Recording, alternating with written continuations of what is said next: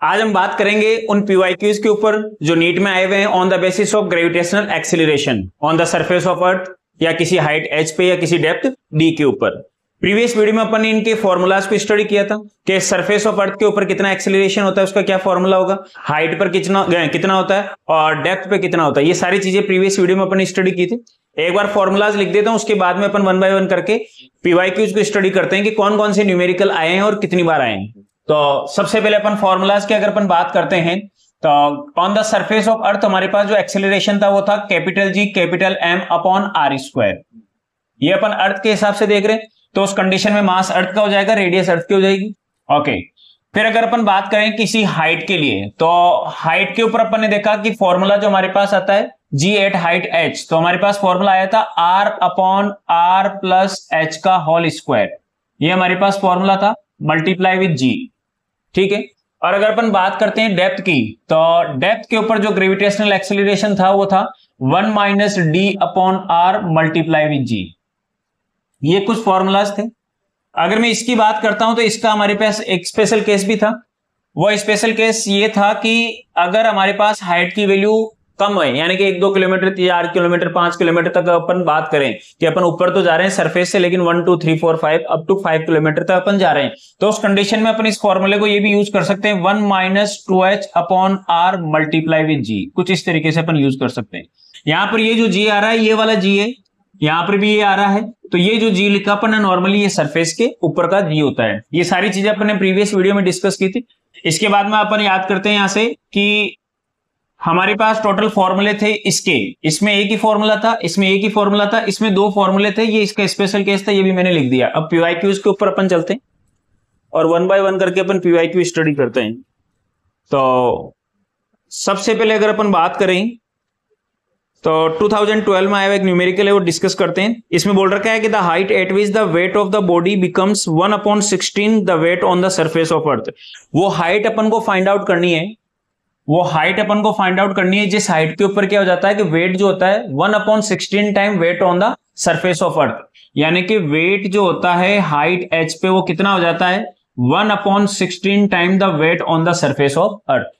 यानी कि जैसे अपन हाइट पे जा रहे हैं तो इसमें गिवन है कि वो हाइट बताओ जिसपे वेट जो है वो 1/16 time the weight on the surface of earth हो जाता है। तो हमारे पास इक्वेशन आ गई कि weight at height h is equal to 1/16 the weight on the surface of earth. Weight क्या होता है mg, इधर भी क्या हो जाएगा mg, तो m कैंसिल आउट हो जाएगा, उसको मैं लिख नहीं रहा हूं यहाँ पे, तो यहाँ पर सीधा लिख दिया g at height h is equal to 1/16 time the g on the surface of earth. और g एट हाइट h कितना होता है, ये रहा हमारे पास फॉर्मूला, तो ये हो जाएगा r upon r plus h का whole square multiply with g is 1/16 multiply with g। g से g कैंसिल आउट हो जाएगा। यहां से अगर देखा जाए तो r plus h divided by r जो हमारे पास है वो हो जाएगा 4। इस r को इधर भेज देते हैं, हमारे पास हो जाएगा 4r, और इस r को इधर भेज देते हैं तो हमारे पास हो जाएगा h is equal to 4r minus r, यानी कि h की वैल्यू हमारे पास आ जाएगी 3r। आज जितने भी पीवाईक्यूज अपन स्टडी करेंगे सारे इन फॉर्मूलाज पे स्टडी करेंगे। आपको ये रियलाइज होगा कि कितने टाइप के कितनी बार अपन ने देखा कि लगातार कंटिन्यूअसली इन पे कितने न्यूमेरिकल आ रहे हैं, यानी इनकी फ्रीक्वेंसी क्या है वो हमें समझ में आ जाएगी कि क्या हर साल ये आ रहा है या दूसरे साल आ रहा है या काफी गैप से आ रहा है, वो सारा समझ में आएगा आपको। ये पहला 2012 का हमारे पास था, 2012 मेडिकल में आया हुआ है। नेक्स्ट पीवाईक्यू की अपन बात करते हैं और देखता हूं कि दूसरा जो पीवाईक्यू है वो कौन सा है। इसके जस्ट बाद में एक और न्यूमेरिकल दे रखा है कि spherical planet has a mass mp। एक प्लैनेट है जिसका मास mp है, डायमीटर उसका dp है। A particle of the mass m falling freely near the surface of this planet will experience an acceleration due to gravity. यानी कि overall में इसको समझा देता हूं कि क्या कहना चाह रहा है कि एक हमारे पास प्लैनेट है, उस प्लैनेट का मास जो दे रखा है वो दे रखा है that is mp, mass of the planet, और रेडियस दे रखी है उसको बोल दिया rp। और इसके आसपास हमारे से ग्रेविटेशनल एक्सेलरेशन पूछा है। आसपास का कैसे पता चला, उन्होंने बोला कि मास को अपन ने क्या किया फ्रीली फॉल किया है near about the surface of earth, यानी कि यहां पर हमारे पास मास है तो यहां पर उस पर कितना एक्सेलरेशन लग रहा है। तो ओवरऑल ये लैंग्वेज के थ्रू में ये समझाना चाह रहा है कि जब बॉडी अर्थ के पास में है तो उस पर कितना एक्सेलरेशन लग रहा है, मतलब अपन को एक्सेलरेशन निकालना इस पॉइंट पे, यानी कि near about the surface of earth, यानी कि on the surface of earth you can say. तो on the surface of earth acceleration कितना होता है, तो near about the surface of earth बोल दो चाहे on the surface of earth बोल दो। तो सरफेस ऑफ अर्थ पे हमारे पास ये एक्सेलरेशन होता है, तो फॉर्मूला लगा दिया, G is equal to capital G capital M upon R square. ये हमारे पास फॉर्मूला होता है। वैल्यूज को पुट करते हैं, तो वैल्यूज हमारे पास क्या आ जाएगी, कैपिटल G सेम रहता है, कभी चेंज होता नहीं है। मास जो है वो MP हो जाएगा, और R की जगह डायमीटर दे रखा है इसका, RP नहीं दे रखा, सॉरी, ये डायमीटर पूरा दे रखा था DP। तो डायमीटर अगर DP है तो रेडियस क्या हो जाएगा, तो R हो जाएगा D/2, यानी कि R की जगह अपन क्या लिखेंगे, D/2, यानी डायमीटर का आधा। तो D/2 का स्क्वायर क्या हो जाएगा, DP का स्क्वायर डिवाइडेड बाई 2 का स्क्वायर, यानी कि 4। ये हमारे पास ऑप्शन होगा। तो ऑप्शन हो जाएगा 4 multiply with G MP divided by DP का स्क्वायर। और पहला ही ऑप्शन यही है, 4G MP divided by DP का स्क्वायर। ये भी 2012 में आया हुआ, 2 MCQ अपन डिस्कस किए। इसके बाद की अपन बात करते हैं नेक्स्ट PYQ, और इसमें अपन को ये दे रखा है कि कहां गया ये वाला, अपन को बताना है कि dependence of intensity of gravitational field of earth with distance r from the centre of earth is correctly represented. क्या बोला, ग्रेविटेशनल फील्ड का अपन को रिलेशन बताना है किसके साथ, r के साथ, from the centre of earth. यानी कि 2014 में आया हुआ MCQ क्या बोल रहा है ये, कि अपन को रिलेशन बताना है ग्रेविटेशनल फील्ड का, यानी कि E का रिलेशन बताना है किसके साथ, R का। और R कहां से मेजर की जा रही है, from the centre of earth, from the centre of अर्थ। ठीक है, तो 4 ग्राफ अपन को दे रखे हैं, एक ग्राफ अपन जो भी करेक्ट होगा चूज करना है। तो जो ग्राफ हम बना लेते हैं, पहले मैच करवा लेंगे। तो ग्राफ बनाएंगे कैसे, तो सबसे पहली चीज कि E का जो फॉर्मूला है हमारे पास क्या होता है, तो सर E का फॉर्मूला होता है F/m। ठीक है, और F/m एक तरीके से क्या है, एक्सीलरेशन है, यानी कि G की वैल्यू है। ठीक है, अब सबसे पहले कि मैंने इस PYQ को यहाँ क्यों ऐड किया है, क्योंकि ये ग्रेविटेशनल फील्ड का है, और ग्रेविटेशनल फील्ड क्या होता है, E F/m होता है और F/m G होता है, यानी कि एक तरीके से ग्रेविटेशनल एक्सीलरेशन का ही है, इसलिए अपन ने इसको इसके साथ ही ऐड किया है। ठीक है, अब सबसे पहले अपन इसका रिलेशन बनाते हैं E का R के साथ। तो यहां पर पहले E को R के टर्म में अपन डिनोट करते हैं, तो E का R के साथ फॉर्मूला क्या होता है, तो सर F की वैल्यू पुट करते हैं G M1 M2 upon R square, और स्मॉल m आ जाएगा, तो m से m कैंसिल आउट हो जाएगा, तो हमारे पास फॉर्मूला क्या बचेगा, E का हमारे पास रिलेशन रहेगा capital G capital M upon R square. तो E का R के साथ रिलेशन क्या है, इनवर्सली। ठीक है, तो अपन अगर इसका ग्राफ बनाना चाहें तो ग्राफ कैसे बनेगा, तो यहां आ जाएगा E और यहां आ जाएगा R और इसका इनवर्सली। अच्छा, एक और चीज, अगर ग्राफ, जितने भी ग्राफ होते हैं वो साइन के साथ बनते हैं। ठीक है, तो साइन के अकॉर्डिंग अपन को चूज करना है, यानी कि पॉजिटिव भी हो सकता है, नेगेटिव भी हो सकता है, इधर नेगेटिव हो सकता है, व्हाटएवर द वैल्यू। ठीक है, तो E की क्या डायरेक्शन होगी, यानी कि E का ग्राफ कैसे बनेगा, तो नो डाउट E की वही डायरेक्शन होगी जो F की डायरेक्शन होगी, और F की डायरेक्शन हमेशा किधर होती है, अट्रैक्शन की होती है, यानी कि मास की तरफ होती है, यानी कि उल्टी डायरेक्शन, यानी कि ये नेगेटिव में बनेगा।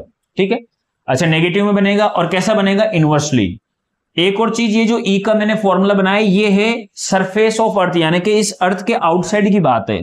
यानी कि अगर मैं बात करता हूं, ये अर्थ का सेंटर हो गया और ये सरफेस हो गया, यहां पर अपन ने लिखा कैपिटल R, ये हो गया अंदर अंदर, और यहां से आगे जाता हूं तो ये R से जैसे बाहर चला गया, यानी कि रेडियस खत्म हो गई, आउटसाइड हो गया। आउटसाइड इनवर्सली बनेगा, यानी कि इसके बाद में तो इनवर्सली बनेगा ऐसे।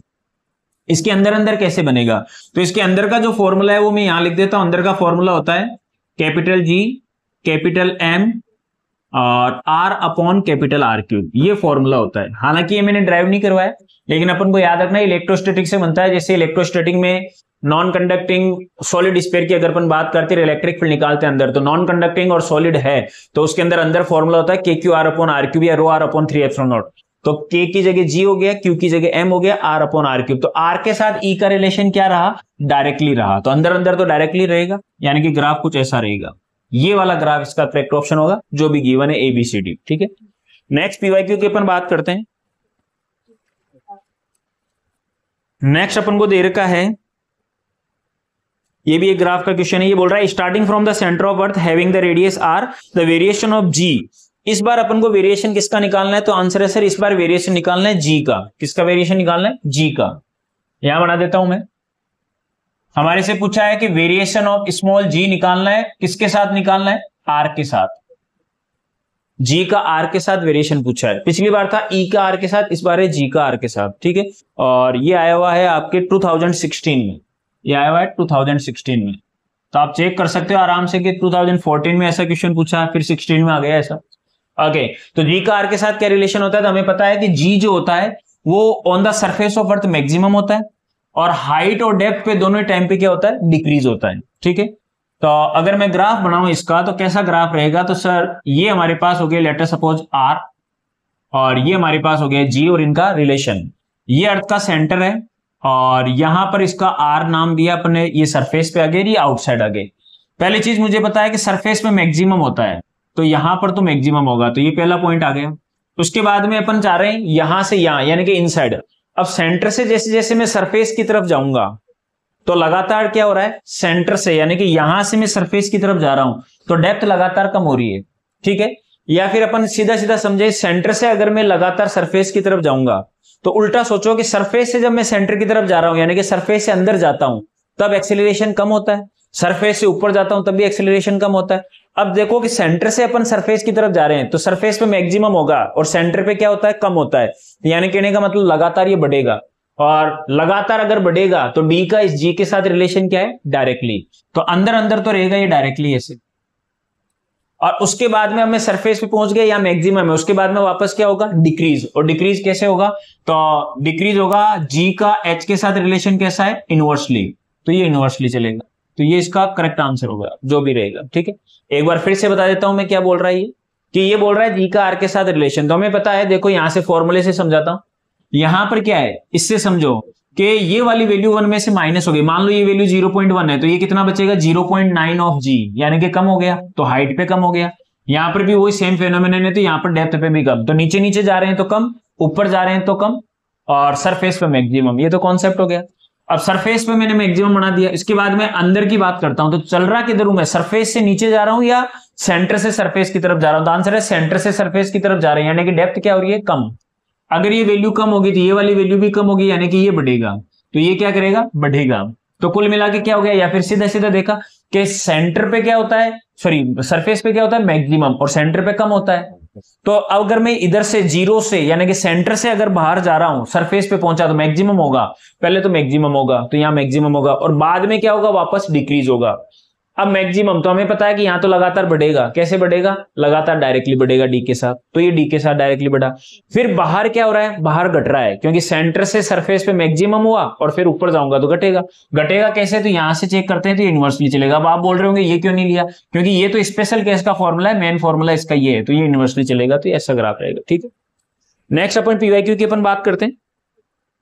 इसके बाद में जो क्वेश्चन दे रखा है वो ये है कि the acceleration due to gravity at height 1 kilometre above the surface is same as the depth d below the surface. ठीक है, ये कहना चाह रहे हैं कि 1 किलोमीटर हाइट के ऊपर, ये पीवाईक्यू क्या बोल रहा है कि हाइट अगर 1 किलोमीटर रखते हैं तो वहां पर जितना जी आता है उस जी को अगर अपन कंपेयर करें तो उतना का उतना ही जी किस डेप्थ पे आएगा, यानी कि 1 किलोमीटर हाइट पे जितना जी आ रहा है सेम वही जी अपन को कहां चाहिए, डेप्थ पे।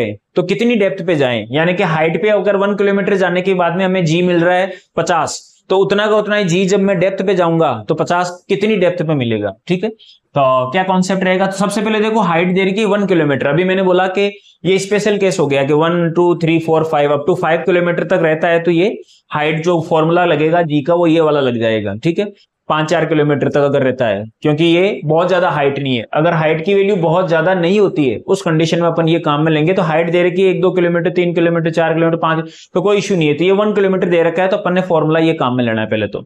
ठीक है, तो मैंने लगाया कि g at height h is 1 minus 2h upon R multiply with g, ये हमारे पास फॉर्मूला आ गया। ठीक है, ये हो गया जी एट हाइट एच, जिसमें एच की वैल्यू कितनी है 1, तो हटा दिया इसको, और आर रह गया, जी रह गया। ठीक है, ये हमारे पास आया। अब इतना का इतना ही अपन को कहां चाहिए, डेप्थ पे, तो इक्वल टू क्या हो जाएगा, डेप्थ का फॉर्मूला इधर लिख देता हूं।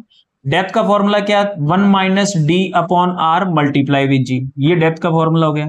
जी से जी कैंसिल आउट हो गया, यहां बच गया हमारे पास कितना, यहां बच गया 1 माइनस डी अपॉन आर, और इधर बच गया 1 माइनस 2 अपॉन आर।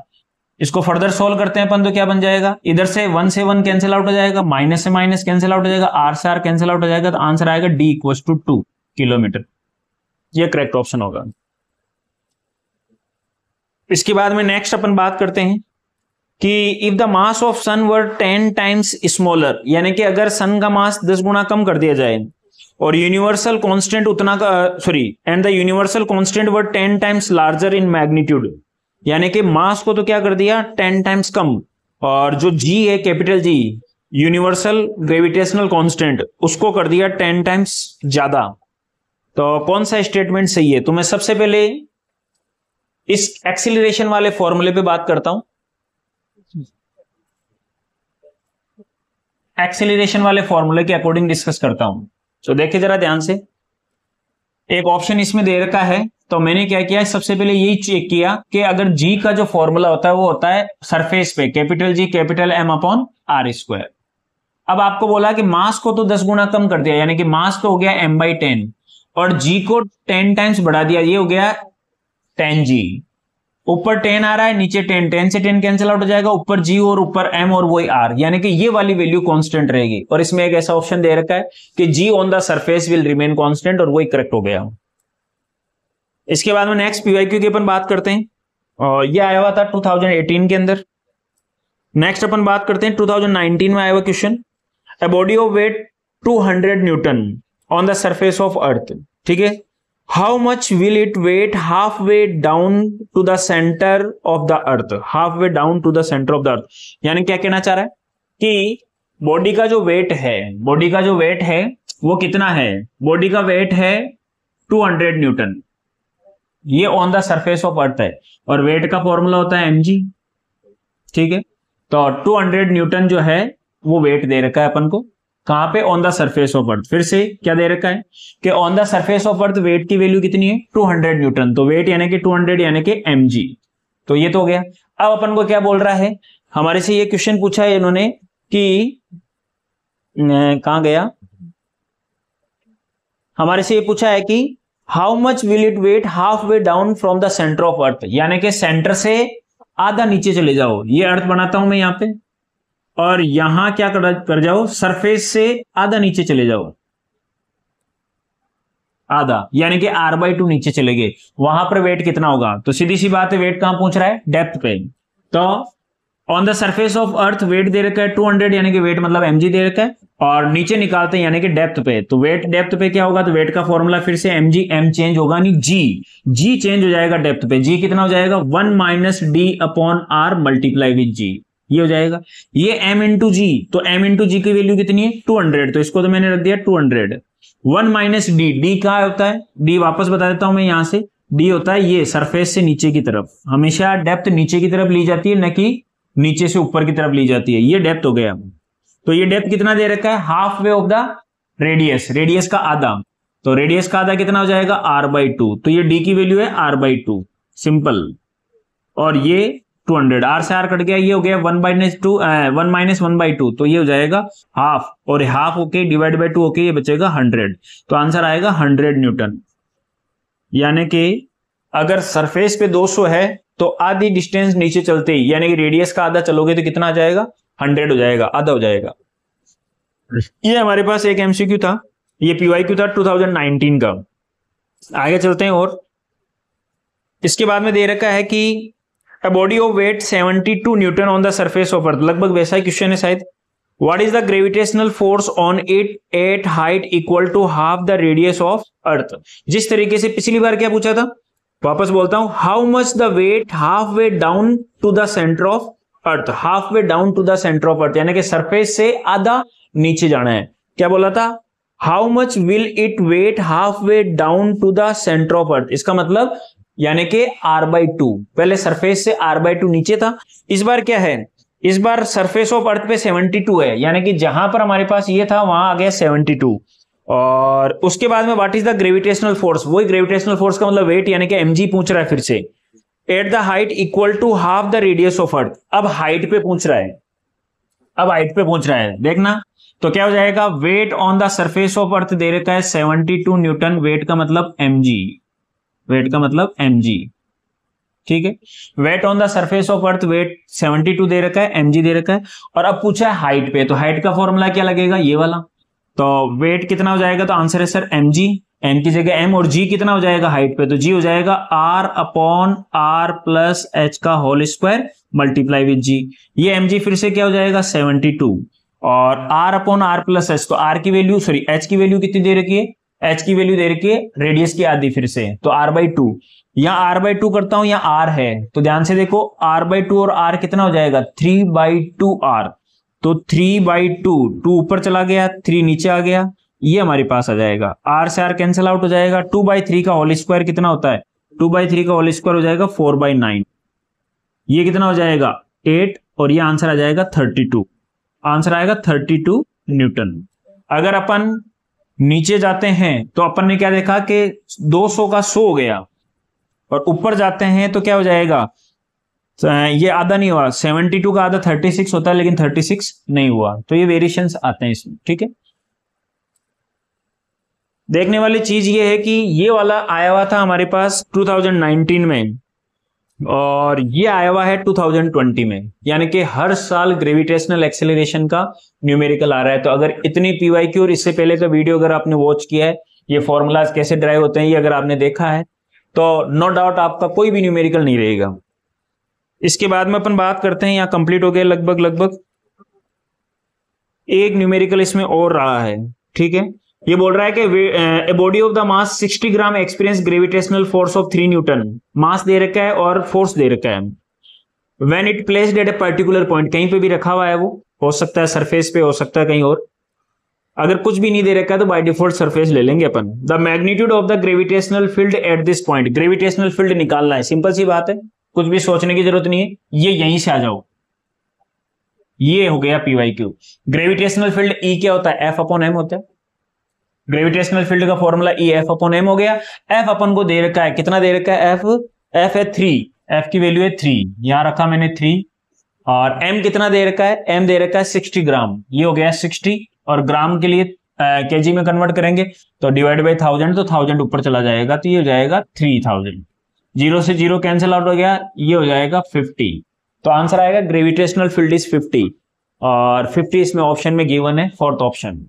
ये सारे के सारे पीवाईक्यूज थे, सारे के सारे 1 बाय 1 करके मैंने पहले सिलेक्ट कर रखे थे कि ग्रेविटेशनल एक्सेलरेशन के सारे पीवाईक्यू डिस्कस करें। 2012 से लेके 2025 तक जितने भी थे वो सारे के सारे मैंने डिस्कस किए हैं 1 बाय 1। हो सकता है एक आधा रह गया हो, वो अलग इश्यू है, बाकी मैंने सिलेक्ट करके एक एक अपन ने डिस्कस किए हैं, आपको बताया भी है। और अपन ने ये फॉर्मूलाज कैसे ड्राइव किया ये प्रीवियस वीडियो में अपन ने देखा, तो आप पहले जिन्होंने नहीं देखा है पहले ये वीडियोस देखें, ये फॉर्मूलाज कैसे बनते हैं। सरफेस पे कैपिटल G कैपिटल M अपन r² क्यों आता है, डेप्थ पे इतना, हाइट पे इतना कैसे आता है, ये स्पेशल केस कैसे बनता है। फिर इसके बाद में ये पीवाईक्यूज 1 बाय 1 करके आप खुद कर सकते हैं। आई होप आपको समझ में आया होगा। Thank you.